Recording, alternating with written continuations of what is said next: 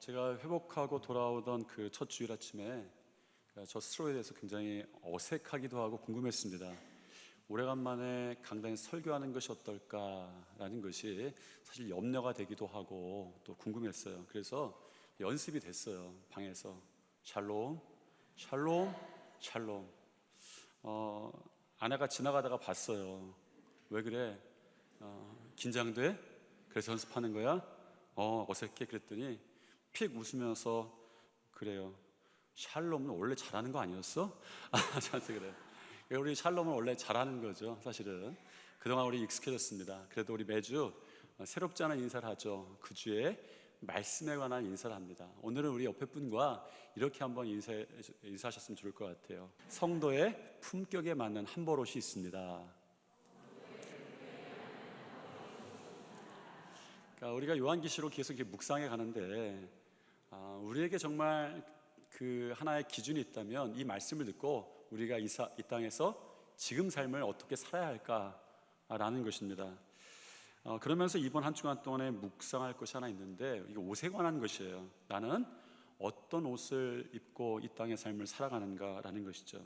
오늘 계시록 말씀이 성도들에게 주는 질문입니다. 오늘 여러분들이 말씀 가운데 꼭 대답하셔야 될 그런 질문이죠. 6장, 지난주에 우리 6장을 보았습니다. 6장에서는 첫 번째 인부터 여섯 번째 인까지 아주 파죽지세로 떼어집니다.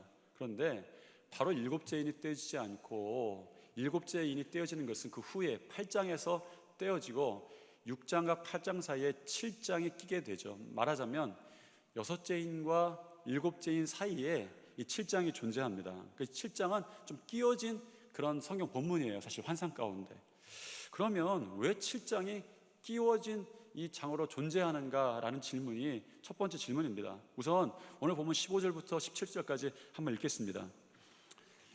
그러므로 그들이 하나님의 보좌 앞에 있고 또 그의 성전에서 밤낮 하나님을 섬김에 보좌에 앉으신 이가 그들 위에 장막을 치시리니 그들이 다시는 줄이지도 아니하며 목마르지도 아니하고 해나 아무 뜨거운 기운에 상하지도 아니하리니 이는 보좌 가운데에 계신 어린 양이 그들의 목자가 되사 생명샘으로 인도하시고 하나님께서 그들의 눈에서 모든 눈물을 씻어주실 것입니다.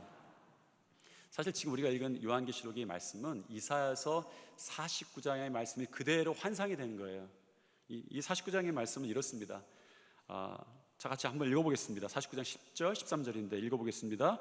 그들이 줄이거나 목마르지 아니할 것이며 더위와 볕이 그들을 상하지 아니하리니 이는 그들을 긍휼히 여기는 이가 그들을 이끌되 샘물 근원으로 인도할 것임이라. 하늘이여 노래하라. 땅이여 기뻐하라. 산들이여 즐거이 노래하라. 여호와께서 그의 백성을 위로하셨음즉 그의 고난당한 자를 긍휼히 여기실 것임이라. 그러니까 이사야서 49장은 바벨론의 포로된 때 그리고 포로 기한에 대한 환상인데 예언이에요. 사실은 앞으로 일어날 예언인데 장막을 치시고 줄이지도 아니하게 하시고 목마르지도 아니하게 하시고 해나 아무 뜨거운 기운에 상하지도 아니하게 하신다. 이 요한계시록의 말씀과 이사야의 말씀이 거의 동일합니다. 여러분 이 말씀을 보면서 떠오르시는 것이 있을 거예요. 출애굽의 사건입니다. 이것은 이 일들은 하나님께서 출애굽의 광야에 사셨던 일이에요. 줄이지도 아니하게 하시고 목마르지도 아니하게 하시고 해가 상하지도 못하게 하시는 그런 일들입니다. 그래서 이러한 사건이 있을 때마다 이것이 진짜 출애굽에 있었던 일이든지 이 이사야서에 예언된 이야기든지 요한계시록에 있던 이야기든지 한결같이 부르는 말이 있어요. 이것은 출애굽의 사건이다라는 것이죠. 그래서 이사야서 49장의 환상도 새 출애굽에 대한 어떤 환상이다라고 그렇게도 이야기를 합니다. 표현하기도 하죠. 말하자면 누군가에게 인이 떼어지는 어떤 시간, 그것을 크게 말해서 출애굽의 시간이다라는 것입니다. 어쩌면 여러분도 경험하고 있을 시간이죠. 어쩌면 우리에게 이 출애굽의 시간이 종말처럼 보이고 또한 종말의 형태가 특별하게 다가오는 것은 아닙니다. 누군가 배고픈 시간이 있다면, 누군가 목마른 시간이 있다면, 누군가 가란 시간이 있다면, 누군가 햇빛은 있는데 쉴 그늘이 없다면, 누군가 샘이 있는데 목이 마른다면, 지나는 시간이 광야라면 그것이 출애굽의 시간이고 바벨론의 포로 시간인 것이죠. 그리고 이것이 누군가에게는 종말의 형태로 다가오기도 합니다. 끝났다라는 형태로 다가오기도 하는 것이죠. 오랫동안 신앙 안에서 교제했던 한 분을 만나게 되었어요. 제가 꼭 좀 만나고 싶었습니다. 갑자기 폐암 말기라는 진단을 갑자기 받은 거예요. 이 폐암이 그렇더라고요. 겉으로는 멀쩡한데 벌써 암은 많이 진행된 거예요. 아마 그런 별명이 어떤 암에 붙어 있는지 모르겠지만 침묵의 암살자 이런 병이 있던 병이 있는데 아마 이게 그런 병 같습니다. 표시 넣었는데 폐암 말기라는 거예요. 그리고 의사가 그에게 이제 얼마 살지 못합니다 라는 이야기도 듣게 된 것이죠. 얼마나 슬픔이 몰려옵니까? 염려가 몰려옵니까? 정말 너무나도 힘든 시간을 보낸 것이죠. 여러분, 무엇입니까? 그에게 6번째쯤 되는 인이 떼어진 거예요. 7번째 인은 아직 안 떼어졌지만 적어도 폐암 말기라는 죽게 되었다는 소리 들으니까 6번째 인 정도는 떼어진 것입니다. 그에게 종말의 시간이 주어진 것이죠.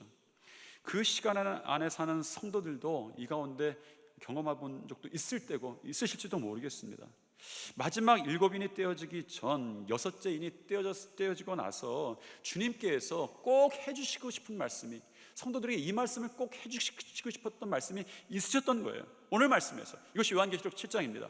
하나님께서 성도의 눈에서 모든 눈물을 씻어주실 것이다, 이 말씀을 해주고 싶었어요. 오늘 여러분들이 이 음성을 듣기를 축원합니다. 저는 이것이 이루어질 줄 믿습니다. 누군가에게 6째 인까지 띄어지고 아직 7째 인은 남았지만 무시무시한 그 상황 가운데에서도 양식은 없지만 줄이지 않고 물이 모자라지만 여러분 안에서 생수가 솟아나기를 축원합니다. 여러분의 문제나 고난이나 인이 띄어져서 일어난 재앙일지라도 여러분의 눈에서 모든 눈물을 씻어주시겠다라는 말씀을 이 6장과 8장 사이에 6째 인과 이 7째 인 사이에 우리 주님께서 꼭 해주고 싶으셨던 것이죠. 이거 7장이 이것에 대한 확언의 말씀입니다. 오늘 7장이 이렇게 시작해요. 1절입니다. 같이 한번 읽겠습니다.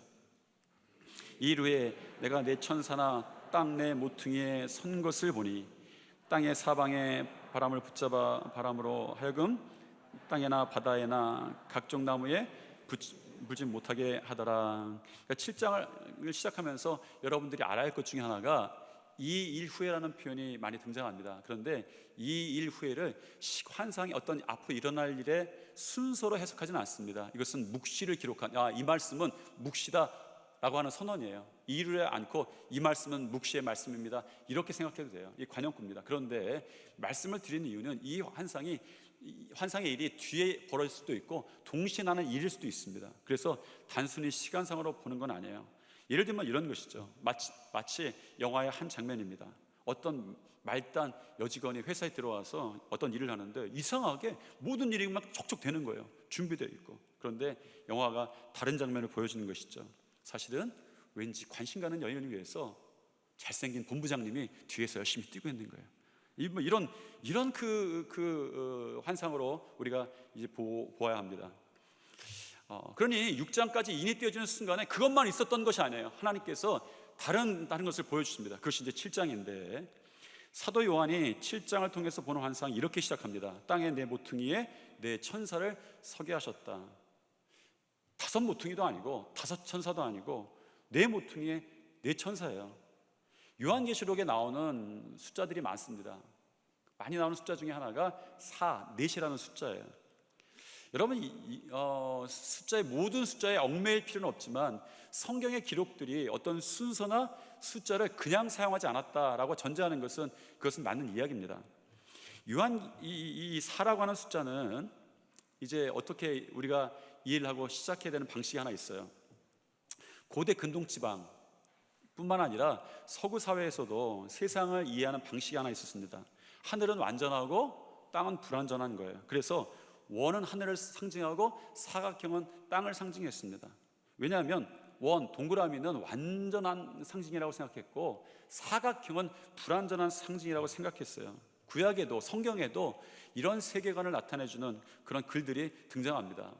이사야, 에스겔, 욥기 이런 데는 거기에 나온 사자들은 이런 것들을 좀 배경으로 하고 있어요. 그렇게 쓰여요. 저는 그건 사실입니다. 하늘은 완전하고 인간은 불완전하다, 세상은 불완전하다. 사실은 이것이 생각 속에서만 사유되는 것이 아니라 사실은 실제적으로 적용되기도 했습니다. 중세 시대까지 대부분의 교회는 이런 사고 아래서 건축되었어요.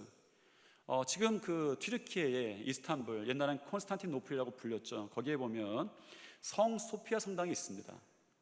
성 소피아 성당이 있어요. 아마 사진으로 보신 분도 있고 또 혹은 직접 보신 분도 있을지 모르겠습니다. 여러분도 직접 보게 되시기를 축복합니다. 나를 축복합니다. 여러분도 축복합니다. 저도 사진으로 봤어요. 사실 사진으로 보는 게 저는 보니까 더 잘 보이긴 하더라고요. 저는 사실 여행을 많이 안 다니는데 제가 생각 속에 그런 생각이 있는 거예요. 사진이 더 잘 나왔는데 구경이 더 좋은데 이런 생각이 좀 있어요. 그래도 여러분이나 저나 이런 좋은 기회들 하나님께 허락해 주시기를 축복합니다. 갑자기 아멘 줄어드는 이유는 뭐예요? 사진 보게 되기를 축복합니다. 아멘도 하시네요. 참 이거 모를 일이에요. 여러분, 그런데 한번 그 아신 분들 또 모르시는 분들 설명을 한번 들어보세요. 어떻게 생겼는지 아십니까? 사람들이 모이는 회중은, 그 회중의 자리는 사각형이에요. 천장은 돔으로 되어 있습니다. 원으로 되어 있어요. 예쁘게 지으려고 그 돔을 지은 게 아닙니다. 이 돔 만드는 기술이 어마어마한 기술이에요, 그 당시에. 근데 이것을 기어코 막 수십 년에 걸쳐서 막 해낸 거예요. 왜? 동그라미는 하늘을 상징하기 때문에 그런 거예요. 그리고 거기 천장에 보면 하늘이 그려져 있죠. 이게 동방교회의 대표적인 건물인데 서방교회의 대표적인 건물이 하나 있죠. 바티칸에 있는 이 성 베드로 성당입니다. 거기에도 보면 회중이 모이는 장소는 사각형이고 하늘은 동그라미예요. 그렇죠? 돔입니다. 여러분, 유럽의 교회들을 보아도 각각의 모양은 다르지만 이렇게 짓는 형식은 비슷합니다. 다 그런 건 아니지만 오래되면 오래될수록 그런 형식으로 지었어요. 사람들이 모이는 회중석은 사각형인데 이쪽 강단의 모양, 천장에 돔은 없습니다. 강단의 모양은 최소한 반원이에요. 원입니다. 여러분, 세상은 여러분이 모인 곳은 불완전한 곳이고 이 강단은 하늘이었어요. 여러분들 그런 개념 때문에 여러분들이 옛날에는 이 강단에 못 올라왔어요. 왜? 거룩한 곳이니까. 왜 거룩한 겁니까? 여기가 하늘이기 때문에 그래요. 목회자만 올라왔습니다. 세상 참 좋아졌어요. 참 좋아졌어요. 다 올라야 됩니다.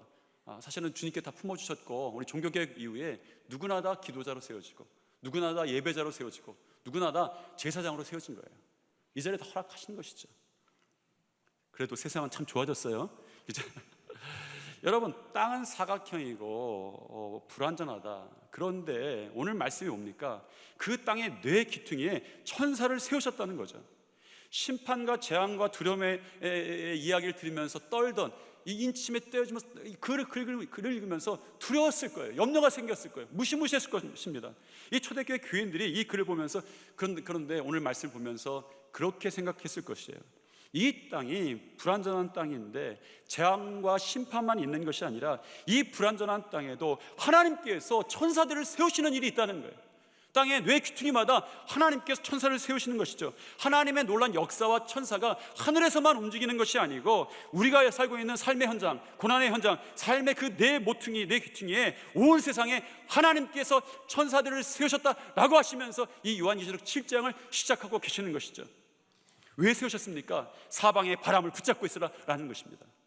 여러분, 바람이 불어오는데, 광풍이 불어오는데 하나님께서 천사들에게 명령하신 거예요. 사방의 바람을 붙잡고 있어라. 오늘 성경에 보니까 그 네 천사의 일이 무엇이었습니까? 사방의 바람을 붙잡고 있는 일이었어요. 어떤 의미입니까? 사방에 바람이 있었다라고 표현하는데 정확히는 네 바람이라고 말하는 것이, 해석하는 것이, 번역하는 것이 더 문자적입니다. 성경에서 하나님께서 네 바람을 일으키시고 그 네 바람이 하나님의 심판의 대행자로 나타나는 모습이 나타난 데가 하나 있어요. 그것이 예레미야 49장입니다. 한번 읽겠습니다. 하늘의 사방에서부터 사방바람을 엘람에게 오게 하여 그들을 사방으로 흩으리니 엘람에서 쫓겨난 자가 가지 않는 나라가 없으리라 라는 것이죠. 네 바람을 엘람에 오게 하셨다. 하나님의 심판의 대행자로 옵니다. 여러분, 이 바람이 하나님의 심판의 대행자인데, 그러면 7장에서 말하는 이 바람이 불면, 이 네 바람이 6장에서는 어떻게 표현되었죠? 여러분 기억나시는 것이 있죠. 하나님의 심판의 바람, 이 바람이 불면 심판이 임하고 재앙이 임하는데 6장에서는 그것이 무엇이었습니까? 4명의 말탄 자들이었습니다. 그래서 7장에서 말한 네 바람과 6장에서 말하는 4명의 말탄 자들이 같다라고 해석하기도 합니다. 주님이 이 네 바람의 환상을 통해서 보여주시는 것이 있죠. 성도는 바람에 이는 세상에서도 살아난다는 거예요. 고난의 광풍에서도 살아난다는 거예요. 왜냐하면 인을 치셨기 때문입니다. 2절 3절입니다. 같이 한번 읽겠습니다. 또 봄에 다른 천사가 살아계신 하나님의 인을 가지고 해 돋는 데서부터 올라와 땅과 바다를 해롭게 할 권세를 받은 내 천사를 향하여 큰 소리로 외쳐 이르되 우리가 우리 하나님의 종들의 이마에 인치기까지 땅이나 바다나 나무들을 해하지 말라 하더라라는 거예요. 바람이 부는데 천사들은 바람을 붙잡고 있고 이마에 인치기까지 아무것도 하지 말라라는 것입니다. 그것이 6째 인을 뗀 이후에 일어났던 일이었어요. 우리가 요한계시록을 보면서 인이 떼어짐에도 불구하고 그 속에서 그것이 결과가 아니라 과정이다라고 하는 믿음이 어디서 생깁니까? 우리가 그 성도라는 사실이죠. 그것이 무엇입니까? 하나님께서 성도의 이마에 인을 치셨다라는 것입니다. 고난이 있어요. 환난이 있습니다. 광풍이 있습니다. 그런데 성도에게 진짜 있는 것이 무엇인 줄 아십니까? 인침이에요. 우리에게 인침이 있는 거죠. 여러분, 성도는 인침받은 사람이다 라고 이 6번째 인과 7번째 인 사이에 하시고 싶었던 말이 너희는 인침받은 사람이다 라는 것이었습니다. 오늘 여러분들이 분명히 알아야 할 것이 있습니다. 한번 옆에 분과 한번 인사하시죠. 당신은 하나님의 인침받은 사람입니다 라는 겁니다. 그런데 이렇게 말하면서도 여러분에게 통과하셔야 될 질문이 하나 있어요. 그것은 요한계시록에서 말하는 그 인침받은 성도가 누구인가 라는 것과 여러분은 그 성도인가 라는 것입니다. 고난의 때에도 말세의 때에도 어떤 재앙이 와도 하나님께서는 이미 바람이 임하기 전에 바람을 붙잡고 성도들의 이마에 인을 치셨는데, 그러면 여러분은 요한계시록에서 말하는 성도인가 라는 질문입니다. 요한계시록에서는 14만 4천 명이 그 인침받은 성도라고 이야기하죠. 오늘 본문에 나와 있습니다. 신천지가 이 숫자에 어마어마하게 관심을 가져요. 14만 4천 명. 이 숫자만 구원받는다고 얘기했었고 신천지에 들어와야만 이 숫자에 포함된다라고 이야기했습니다. 지금 잘 모르겠어요. 몇 년 전에 벌써 30만 명이 넘었대요. 참 웃기는 이야기죠. 그런데 우리가 이 요한계시록의 이 이야기를 해석을 잘해야 합니다. 왜냐하면 너무나도 많은 수십만 명의 사람들이 이 이야기에 미혹한 거예요. 어서 빨리 14만 4천 명에 들어와라 해서 많은 기독교인들이 거기 간 거예요. 이런 계시록에서 말하는 인침받은 12지파, 오늘 본문에서 말하는 인침받은 12지파 13만 4천 명의 성도가 누굴까라는 것이죠. 이것이 혈통적인 이야기는 아니다라는 것은 분명해 보입니다. 왜냐하면 요한계시록에서도 이미 우리가 보았던 1장에서 3장까지 예수님이 7개의 보낸 편지 가운데에 혈통적 유대인을 향해서 사탄의 회다라고 예수님께서 부정적으로도 말씀하셨어요. 신약에서도 마찬가지죠. 사도 바울도 복음을 전하면서 표면적 유대인이 아니다 로마 교회에 그런 편지를 해요. 갈라디아 교회에도 믿음으로 말미암은 자들이 아브라함의 후손이지 라는 이야기를 합니다. 오늘 본문 5절부터 이스라엘의 12지파 명단이 등장을 합니다. 여러분 읽었어요. 우선은 혈통적이지는 않습니다. 이스라엘 전통적인 그 12지파하고는 달라요. 이 12지파가 첫 번째가 혈통적이지는 않은 거예요. 이스라엘의 혈통적인 그 지파의 순서로는 누가 먼저 나와야 합니까? 어떤 지파가? 루벤 지파가. 제 이 모양 보고 잘 그냥 하세요. 루벤 지파가 첫 번째 혈통적으로 나와야 합니다. 그런데 어떤 지파가 처음 나왔죠? 유다 지파가 처음 나왔습니다. 왜 그렇습니까? 예수 그리스도가 유다 지파에서 나왔기 때문이에요. 여러분, 이 어린 양 예수 그리스도를 유다 지파의 사자 다윗의 뿌리라고 벌써 5장에서 말씀하셨어요. 뿌리다라고 말씀하시죠. 그리고 이 명단에 나타난 또 다른 사실이 또 하나 있습니다. 초대교회 때부터 이 명단에 대해서 지적하는 것 중에 하나가 이 명단에 실제 이스라엘 지파 중에서 한 지파가 빠졌다는 거예요. 단지파입니다.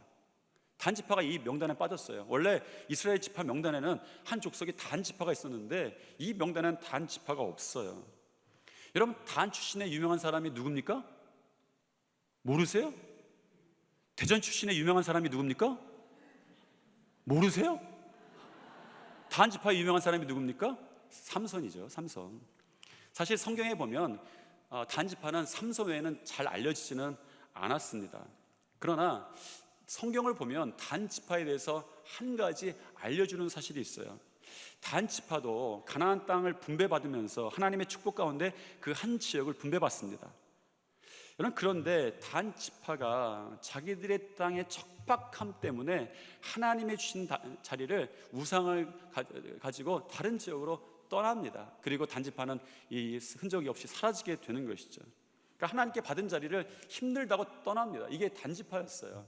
여러분, 그래서 우리 단 지파를 생각할 때마다 그런 어떤 신앙의 교훈을 스스로 받곤 합니다. 하나님이 주신 자리 잘 지켜야지. 하나님이 주신 예배의 자리 척박하더라도 지켜보자.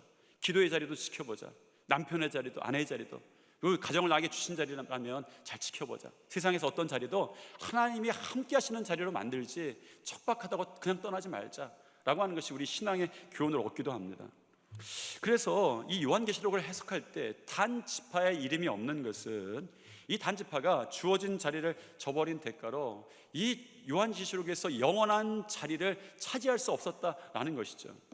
이것과 일치하지는 않지만 이 계시록의 명단에 단 지파가 사라진 것으로부터 2세기의 교부 중에 하나였던 이레니우스가 이렇게 생각했어요. 사람들에게 설교합니다. 이제 앞으로 적그리스도가 나타날 터인데 그 적그리스도는 단 지파로부터 나온다라고 그렇게 이야기를 했어요. 그러니까 이거는 이레니우스뿐만이 아닙니다. 2세기의 교인들 가운데는 단 지파의 후손이 누구냐 그 흔적들을 찾으려고 하는 사람도 있었어요. 왜? 적그리스도가 나오는데 그 지파에서 나오는 거예요. 누가 적그리스도 단 지파의 후손이냐 이걸 찾기 위해 노력한 사람도 있었다는 것이죠. 여러분, 12지파가 사실적으로 혈통적 지파가 아니라는 사실로부터 이 14만 4천 명도 그냥 이 숫자도 상징적으로 해석을 해야 되는 것은 당연합니다. 이것을 7장을 조금 더 묵상해 보면 잘 알 수 있죠. 4절과 9절을 한번 보면 한번 비교해 보겠습니다. 먼저 4절입니다. 읽겠습니다. 내가 인침을 받은 자의 수를 들으니 이스라엘 자손의 각 지파 중에서 인침받은 자들이 14만 4천이니 여기서 14만 4천 명이 등장합니다. 그리고 7장에 새로운 환상 2일 후에 하면서 새로운 환상이 시작되는데 그때도 이제 우리가 보게 되는 것이죠. 9절 한번 읽겠습니다. 2일 후에 내가 보니 각 나라와 족속과 백성과 방언에서 아무도 능히 셀 수 없는 큰 무리가 나와 흰옷을 입고 손에 종려가지를 들고 보좌 앞과 어린 양 앞에 서 있었다라고 되어 있습니다. 아무도 능히 셀 수 없는 큰 무리가 나오는데 13절에서 장로들이 묻습니다. 저 셀 수 없는 무리가 누구냐? 14절에 보면 사도 요한이 이렇게 대답합니다. 이는 큰 환난에서 나온 자들입니다. 인침받은 자들이라는 거예요. 그러니까 14만 4천 명이지만 실제로는 아무도 능히 셀 수 없는 숫자를 얘기하는 거예요. 그러니까 성경은 분명히 아무도 능히 셀 수 없다라고 말하는데 신천지는요 자기들이 세고 있는 거예요. 얼마나 잘못됐습니까? 여러분, 14만 4천 명은 사실은 능히 아무도 셀 수 없는 숫자였고, 그런데 신천지는 세는데 왜 많은 사람들이 거기에 속습니까? 미혹됩니까? 여러분, 그렇다고 한다면 이 14만 4천 명이 어떤 그런 단순한 숫자가 아니라고 한다면 요한계시록은 왜 이렇게 표면적으로 14만 4천 명의 인원을 계수하고 있는가라는 거예요. 지파들의 이름을 들어가면서 계수하고 있는가라는 것이죠. 12,000명씩 12,000명씩 12,000명씩 그래서 14만 4천 명을 요한계시록에서 제가 생각하기에 가장 쓸데없는 구절이 이 7장의 이 구절입니다. 저는 그렇게 생각해요. 죄송합니다. 성경을 쓸데없는 구절이라고 해서 유다 지파가 1만 2천이요 르우벤 지파가 1만 2천이요 갓 지파가 1만 2천이요 아셀 지파가 1만 2천이요 그 요한계시록의 어떤 말세의 급박한 상황 가운데 정말 하나님께서 요한계시록의 환상을 보여주셨는데 보여줄 환상이 얼마나 많아요. 그런데 르우벤 지파가 말씀드렸듯이 12,000 이걸 다 그냥 통틀어 갖고 다 14만 4천 명이다 해도 괜찮지 않습니까? 여기 누구 갓 지파 저기 후손 있습니까? 여기 무슨 르우벤 지파 후손 있습니까? 그 지파에 들어가고 싶으신 분이 있습니까? 아니죠. 14만 4천 명이라고 해도 의미는 똑같습니다. 여러분, 그런데 왜 계수하고 있는가라는 것이 우리 요한계시록 이 말씀을 주신 이유가 되어야 되겠죠. 여러분, 백성의 인원을 계수하는 이유는 우리 생각 가운데 나오는 게 아니에요. 성경에 나옵니다. 민수기에서 하나님의 백성을 왜 계수하는지를 분명히 보여주십니다. 하나님의 백성을 계수하는 장면이 민수기에 나와요. 여러분, 민수기 1장에 보면 출애굽기를 배경으로 하고 있는데 하나님께서 이스라엘 백성을 계수하셨습니다. 목적이 있죠. 하나님께서 전쟁을 준비할 수 있도록 군대를, 이스라엘의 병사들을 진용을 정비하는 일이셨습니다. 그때 등장하는 숫자가 12, 1000 이런 숫자예요. 12, 1000. 사실은 14만 4천 명은 전통적인 해석 가운데 12, 12, 1000이라는 세 가지 숫자로 설명합니다. 저도 뭐 숫자에 매달리고 싶지는 않지만 이런 것들이 전통적인 방식이에요. 12 곱하기 12는 144, 144가 나오고 거기에 1000을 곱하면 14만 4천 명이에요. 이런 거에 너무 몰입하지는 마십시오. 그래도 한번 설명은 좀 할게요. 여러분, 왜냐하면 성경의 숫자는 상징적인 경향성을 띈다라는 것이 우리가 쉽게 접하는 사실입니다. 40일 광야 생활, 40일 금식 기도. 여러분, 38일 금식 기도면 어떻고 40일 금식 기도면 어떻습니까? 제가 여러분들한테 오늘 갑자기 마음이 생겨서 우리 성도들 위해서 내가 금식하러 간다 그랬는데 39일째 나왔어요. 그럼 여러분들이 목사님 정말 금식 기도 하셨습니까? 쉬셔야죠. 그렇겠습니까? 목사님 하루 더 남았는데 채우고세요 하고 저를 내보내겠습니까? 여러분들은 정말 독한 분들이에요. 39일째 해도 죽을 징할 겁니다. 그런데 40일 채우라고 보낼 거예요. 왜? 우리 가운데에 그런 신앙적 체계가 상징을 통해서도 확립된 것들이 있어요. 성경에서도 마찬가지입니다. 7일째 안식일, 7년째 안식년, 77에 49, 희년 이런 것들이 있습니다. 곱하기도 있고요. 성경이 상징적으로 다루는 숫자 중에 12가 있어요. 12지파, 12돌, 12사도, 12제자. 제자가 13명이면 어떻고 14명이면 어떻습니까? 우리는 큰 상관이 있을까요? 아니죠. 제자들도 가룟 유다가 빠져나간 이후에 그 제자의 수를 채우려고 노력했던 걸 보면 그들에게 그 숫자도 신앙의 어떤 그 모습을 유지하는데 중요했던 것 같아요. 이러한 개념을 14만 4천 명을 해석하는데 많은 주석가들이 사용해 왔어요. 그것이 옳다라고 얘기하는 것이 아닙니다. 그런데 전통적으로 그렇게 해왔다는 것이죠. 우선 이 12 곱하기 12 이것을 해석할 때는 전통적으로 이렇게 해석했습니다. 구약의 12지파에 의해 세워진 하나님의 백성, 그리고 그 다음에 12제자에 의해 선포된 복음의 백성들. 그래서 사실은 12 곱하기 12, 144라는 숫자는요 그냥 숫자가 아니라 이 땅의 온 세대와 온 땅을 아우르는 하나님의 백성들에 관한 이야기입니다. 144라는 건 그런 의미가 들어있는 거예요. 근데 이 결론적으로는 맞습니다. 인침받은 자들, 하나님의 백성들의 숫자예요. 그럼 천은 뭐냐? 천에 대해서는 민수기 31장에 나옵니다. 천이라는 숫자가 등장하는 장면이에요. 민수기 31장 한번 보시겠습니다. 같이 읽겠습니다. 이스라엘 모든 지파에게 각 지파에서 1000명씩을 전쟁에 보낼지니라 하매 각 지파에서 1000명씩 이스라엘 100만 명 중에서 12,000명을 택하여 무장을 시킨지라. 여기에 등장하는 천이라고 하는 것은 군대 개념으로 등장을 합니다. 이런 맥락에서 생각해 볼 때에 14만 4천 명은 영적 전투의 현장에 있는 아무도 능히 셀 수 없는 하나님의 성도, 하나님의 백성이다라는 것이죠. 요한계시록에서 말하는 성도가 누구인가라고 하는 것에 대한 대답을 숫자로 대답하려고 하는 사람들이 잘못된 거예요. 여기에 미혹될 필요 없습니다. 여러분, 그 숫자를 말하는 어떤 집단을 보고 절대 미혹되지 마십시오. 그러면 진짜 인침받은 성도가 누구입니까? 우리가 보아야 될 것이 있습니다. 인침받은 자들의 숫자가 아닙니다.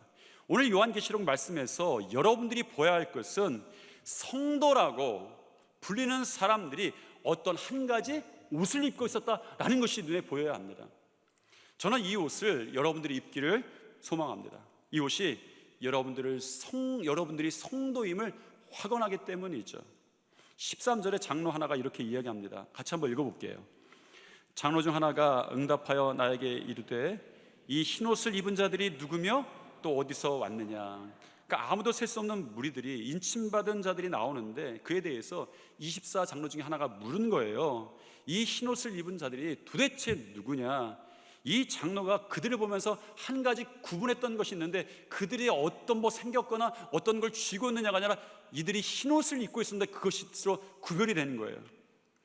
오늘 요한계시록에는 이 요한계시록에는 오늘 이전에 이미 하나님의 백성들을 이야기할 때마다 흰옷을 입은 이야기들을 이미 하고 있었습니다. 많이 나왔어요. 너무 중요하다는 이야기죠. 흰옷을 입은 것이. 그러면 성도에게 이 흰옷이 왜 중요합니까? 14절입니다. 같이 읽겠습니다. 내가 말하기를 내 주여 당신이 아시나이다 하니 그가 나에게 이르되 이는 큰 혼란에서 나오는 자들인데 어린 양의 피에 그옷을 씻어 희게 하였느니라 하는 거예요. 내 주여, 흰옷 입은 자들이 누구냐 그러니까 내 주여 이미 알고 계시지 않습니까? 이 옷은 어린 양의 피에 그 옷을 씻긴 옷입니다 라고 말했던 거예요. 우리 주님께서 그 옷을 보고 성도인 줄 알았다는 거예요. 왜요? 이 옷은 어린 양의 피로 깨끗하게 씻어진 흰 옷이었어요. 우리가 예수님을 믿는 순간에 우리가 입게 된 옷입니다. 우리가 입어야 할 한 벌 옷이 있다면 그것은 어린 양 예수 그리스도의 피값으로 씻김받은 그 옷인 거예요. 제가 이 말씀을 묵상하면서 고민한 것이 있습니다. 예수님께서 우리에게 이 옷을 입혀주셨다는 것은 분명한 사실이에요. 그런데 저에게도 여러분들에게도 어쩌면 여전히 남아있는 질문이 있죠. 여러분은 지금 그 흰옷을 입고 계신가? 라는 것입니다. 여러분의 삶에서 그 옷을 입고 계신가? 라는 거예요. 누가 봐도 티가 나는 이 사람들은 하나님의 인침받은 백성들입니다 라고 하는 것이 너무 분명한 그 흰옷을 여러분들이 입고 있느냐? 이 계시록이 오늘 7장에 여러분들에게 하는 질문의 요체입니다. 여러분들이 이 흰옷이 너무 중요한데 입고 있는가? 라는 것을 여러분의 삶에서 두 가지로 점검해 볼 수 있습니다. 하나는 여러분들을 얼마나 소중한 사람으로 알고 계신가? 라는 질문에 대한 대답이죠. 예수님의 피값으로 사신 바 되었는데 그렇게 여러분이 소중한 존재라고 하는 것을 여러분의 삶에서 알고 느끼고 누리고 계신가? 라는 것입니다. 여러분, 그래서 우리 주님께서 여러분들을 그냥 내버려 두지 않는다는 것을 여러분 믿으십니까? 아무도 소중한 것을 내버려 두는 사람은 없는 거예요. 이 말씀이 그것입니다. 예수님이 피값으로 사셨는데 그렇게 소중한 사람들인데 누가 너희를 성도들을 내버려 두겠냐라는 것입니다. 첫 번째 인이 떼어졌지만, 두 번째 인이 떼어졌지만, 여섯 번째 인이 떼어졌지만, 앞으로 일곱째 인이 떼어지겠지만 누가 소중한 것을 내버려 두겠느냐라고 하시는 말씀인 거예요. 많은 사람들이 고난 가운데에, 곤고한 가운데에 실패해서 낙담하고 넘어집니다. 왜냐하면 우리가 피값으로 사실 만큼 너무나도 소중한 존재라는 사실을 잊는 거예요. 이제는 우리는 잊고 있었던, 잊어버렸던 그 옷을 꺼내 입어야 합니다. 예수님께서 피값으로 사신 그 흰옷을 여러분이 어디서나 입고 있어야 합니다. 여러분은 예수님께서 피값으로 지키시는 것을 성도다라고 하시는 이 요한계시록 7장의 말씀을 들어야 합니다. 이 땅의 삶에서 바람이 불어도, 말탄 자들이 와서 재앙이 일어나도 예수님께서 이 피값으로 사신 이 성도를 지키겠다라는 말씀이 일곱째 인이 떼어지기 전에 우리에게 꼭 주시고 싶었던, 성도들에게 꼭 주고 싶으셨던 말씀입니다. 그리고 중요한 더 한 가지가 있어요. 여러분이 성도라면 기억해야 되는 것이 있죠. 옷이 다르면 삶이 다르다라는 것은 분명합니다. 옷을 입는 것이 어떻게 달라지는 삶을 만들 수 있는가 싶지만 옷에 따라서 천사가 되기도 하고 악마가 되기도 하는 거예요. 이런 실험을 1977년 미국의 심리학자들이 했습니다. 60명의 여학생들을 실험했는데 한 번은 그 미국의 백인 우월주의 하시는 분들이 있죠. KKK단이라고 하얀 옷 입고 하얀 그 두건을 쓴 사람들, 그래서 흑인들을 죽이고 뭐 아주 핍박하던 그런 그 단체입니다.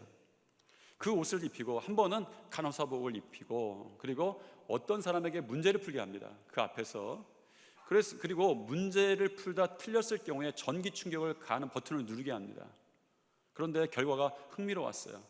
간호사복을 입고 있을 때는 앞에 사람이 문제가 틀려도 아주 작은 전기 충격만 주는데 이 KK단 옷을 입고 있을 때는 강한 전기 충격을 주는 거예요. 그리고 그 학자들이 이 효과에 대해서 이름을 붙였어요. 제복 효과다. 여러분 아마 심리학을 아마 조금 접해보신 분들은 알 겁니다. 제복 효과다. 옷이 생각과 행동에 영향을 준다는 것이었습니다. 우리가 삶에서 왜 성도로서 영향받지 못하고 살고 있는가? 왜 말씀이 우리 삶 가운데 영향을 주지 못하는가? 그렇다면 여러분들이 이 질문 꼭 해봐야 합니다. 우리 성도들, 우리는 성도로서의 품격에 맞는 한 벌 옷을 입고 있는가라는 것이죠. 여러분의 삶에서 성도라고 한다면, 마지막 때 인침받은 성도라고 한다면 그 옷을 분명히 입고 있어야 합니다. 십자가 빼지 하나만 달아도 행동이 바뀌죠. 말이 바뀝니다. 여러분은 예수 그리스도의 피값을 사신 성도라는 것을 여러분 드러내야 합니다. 표현해야 합니다. 옷을 통해서 드러내야 되죠. 생각과 행동 속에서, 말과 표현 속에서 그것을 입고 있다는 사실이 확인되어야 합니다. 우리가 복음을 가진 것을 창피할 이유가 없어요. 내가 성경을 보는 것을 창피할 이유가 없습니다. 세상에서 말씀대로 사는 것을 창피할 이유가 없는 거예요. 그런데 혹시 여러분에게 이 요한계시록이 질문하는 것이죠. 너희들은 인침받은 예수 그리스도의 피값 사신 그 흰옷을 입고 살고 있는가? 라는 것입니다. 모르는 사람들이 있는 곳에서는 자유가 많이 있는 것처럼 보이죠. 저도 모르는 사람들이 있는 곳에 가면 무한한 자유를 느낄 수도 있다고 생각합니다. 그러나 제가 목사라는 것이 드러나는 순간에 아주 메어버려요. 묶여버려요. 어제 한 모임에 갔습니다. 그 모임에 제가 목사라는 것이 분명한 모임이었습니다. 그런데 그 모임에 와인잔들을 하나씩 따라주는 거예요. 건배를 하기 위해서. 제 앞에 와인잔을 따르는 걸 보면서 제가 먹고 싶었겠습니까? 안 먹고 싶었겠습니까? 대답 잘 하셔야 돼요. 대답 안 하셔도 곤란합니다. 저 먹고 싶지는 않았어요. 그런데 그런 생각 났습니다. 내가 정말 모르는 사람들에 서 있다면 누군가를 건배할 때 이 잔을 듣는 게 어렵지 않을 수 있었겠다. 그런데 목사라는 것이 너무 분명하니까 그냥 물잔을 들어 보이는 거예요. 매이는 것이죠. 여러분, 우리는 자유가 더 많은 일을 우리가 하게 만들 거라고 생각합니다. 많은 일들을 할 수 있을 거라고 생각합니다. 그런데 하나님은 오히려 우리를 매이게 하는 거예요. 신앙이 세상에서 우리를 너무 매이게 하는 거예요. 그리스도라는 사실을 드러내는 순간 너무 매이는 거예요. 저 사람이 그리스도인다 손가락질 받는 순간에 우리의 자유가 박탈되는 것처럼 느낍니다. 하나님께서 우리를 인을 쳐서 매이게 하셨어요. 여러분, 그래도 일이 되는 것을 경험합니다. 왜? 하나님께서 일하시기 때문입니다. 성도가 매인 곳에, 성도를 묶어놓으신 곳에 하나님께서 일하신다라고 하는 것이 요한계시록 7장의 말씀입니다. 내가 너희를 인을 치지만, 여러분, 인이 떼어지는 곳마다, 재앙이 있는 곳마다 너희들이 일하는 것이 아니라 내가 일한다라고 말씀하시면서 7번째 인을 준비시킨 것이 하나님의 이 환상이었습니다. 여러분, 인을 치겠다는 것이 무엇입니까? 봉하시겠다는 것이죠. 인을 치겠다, 꽉 둘러싸겠다는 이야기입니다. 하나님께 매었지만, 우리의 자유가 석박된 것 같지만, 일을 할 수 없는 것 같지만 더 많은 일을 하게 된다, 하나님이 일하신다라는 것이 이 요한계시록 7장인 것이죠. 세상 가운데 여러분이 성도라는 것이 드러났을 때, 내가 그리스도인이라고 하는 것을 드러냈을 때에 꽁꽁 묶이는 것이 얼마나 많습니까? 그러나 하나님께 매일 때에, 우리 주님께 매일 때에 하나님이 일하시는 것을 여러분들이 체험하지 않으셨습니까? 그 확언의 말씀이 오늘 요한계시록 7장을 통해서 선포되는 것이죠. 여러분이 묶여야 하나님께서 일하십니다. 그러나 여러분 아십니까? 우리는 자유를 묶이는 것이 아니에요. 정말 우리를 묶는 것은 주 예수 그리스도의 피값으로 사신 사랑에 띈 것을 여러분들이 분명히 알고 돌아가시기를 바랍니다. 그 피값으로 사신 흰옷이 증거이죠. 오늘 요한계시록의 말씀을 통해서 여러분의 인생이 주님께 묶여지기를 축원합니다. 고난이 문제가 아니죠. 인이 떼어지는 것이 문제가 아닙니다. 내가 이 땅에서도 흰옷을 입고 주님의 사랑에 묶인 바 된 삶을 살고 있는가라는 것이죠. 세상에서는 자유롭지 못한 것 같아도 하나님께 묶임으로 세상에서도 하나님이 하시는 광대한 일들을 경험하는 것이 성도의 삶입니다. 예수 그리스도의 피로 씻은 그 극진한 사랑의 옷을 여러분의 삶에서 입으시기를 축복합니다. 다시 꺼내 입으셔야 돼요. 나는 정말 주님의 피값으로 산 사랑받는 존재야라는 것부터 시작해야 합니다. 그리고 여러분의 언어도, 여러분의 생각도, 여러분의 행동도 그 옷에 제한받으시기를 바랍니다. 그래서 하나님께서 묶어버린 그 성도의 삶이 여러분 삶 가운데 나타나기를 축원하며, 그럴 때에 하나님께서 하시는 놀라운 광대한 기적의 일들이 시작함을 경험하게 되기를 축원합니다. 한번 먼저 본인에게 한번 인사하겠습니다. 나 너무 소중해. 이거 너무 못하겠어요? 나는 너무 소중해. 아유, 그냥 자기 일 하는데도 그렇게 드라이 하세요. 나는 너무 소중해. 왜 그렇습니까? 오늘 계시록 통해서 먼저 알려주신 말씀이 그거예요. 성도는 예수 그리스도의 핏값으로 사신받은 흰옷을 입고 인침받은 사람들이에요. 옆에 분과 인사하겠습니다. 당신은 하나님의 인침받은 성도입니다. 다시 한번 다른 쪽을 향해서 한번 인사하겠습니다. 당신은 그 옷을 입고 사는 그리스도의 사람입니다. 사랑과 은혜가 충만하신 하나님, 당신의 사랑하는 성도들, 어떤 일이 있더라도 오늘 계시록의 말씀이 생각나고 기억나고 임재하여 주시되 저들이 핏값으로 산바된 하나님의 사랑스러운 자녀들이라는 사실을 잊지 않게 도와주시고 믿게 도와주시고 소중함 때문에 하나님이 지키신다는 것을, 인침받은 성도라는 것을 꼭 기억하며 승리할 수 있도록 도와주시옵소서. 우리의 자유는 묶인 것 같지만 오히려 하나님이 하시는 놀라운 일을 경험함으로 하나님을 자랑하는 하나님의 성도들 되게 도와주시옵소서. 예수님 이름으로 기도드립니다. 아멘.